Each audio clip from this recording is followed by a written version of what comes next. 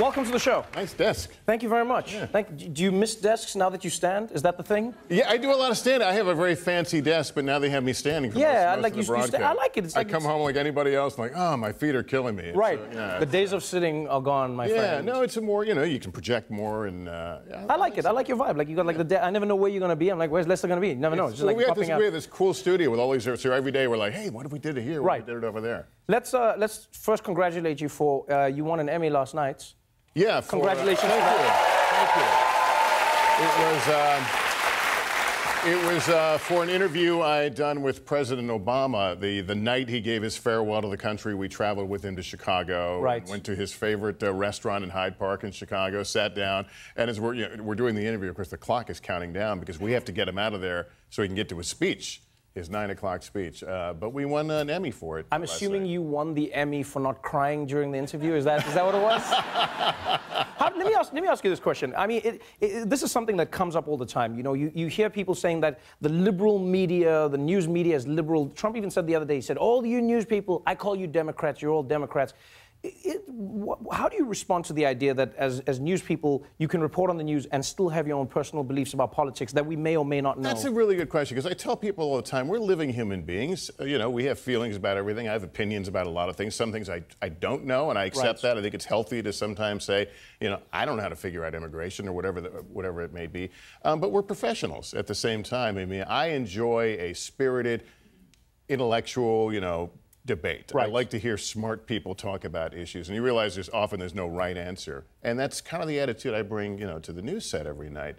But most of that, you just kind of let it go in one ear or the other. You have to. We have to do our jobs. It's hard when your haters are in the White House, because there was a tweet that President Trump sent out, and this was in August, right, where he said, "What's going on at CNN is happening to different degrees at other networks."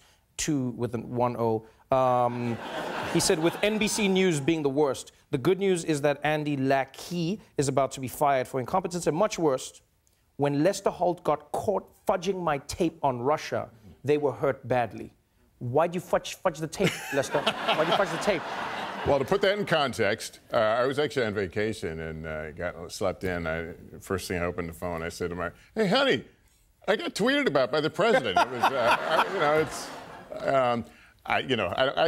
how do you dignify that? I mean, it was, at that point, I think it was 15 months after the interview. Right. And the interview, just so we're all on the same page, is the interview that in many ways has shaped what's happening in America right now. You sat down with the president, and he basically admitted to firing James Comey because of the Russia investigation, which has now come back to bite him. Well, he acknowledged that the Russia investigation was on his mind, and it was a good spirited conversation. There were no trick questions. He was very upfront about why he wanted him fired, and the early reports were he thought it was a good interview. How do you not tweet back when the president tweets you saying you lied as a journalist? Oh, that's a foolhardy game as a journalist. You can't get into that because, we do news every day that sometimes makes people uncomfortable. We'll do stories that may challenge your worldview or challenge what you've always thought something to be. Right. And, if you got in the position of, responding to every critic of something you reported, that would be take you down a road you don't want to go down. And certainly I'm not going to get into it with the President of the United States. Let's talk about the journey that you've taken on the news. It's been really interesting to see some of the stories that you're covering, particularly with regards to criminal justice reform.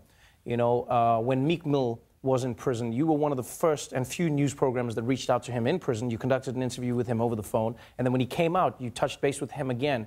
Why is it so important for you to catch up on these stories? Because I noticed there's a specific focus on this. Because I think there's a moment in time here where both red and blue, both Republicans and Democrats, are starting to understand there's a need for criminal justice reform. That's one of the few things they can talk about and find some common ground.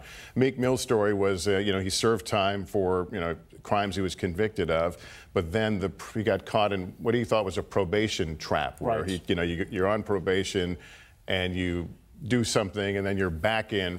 You can basically never get out. For more time, yeah. And so it was a fascinating story. He had, the celebrity to, of course, put this on the front burner.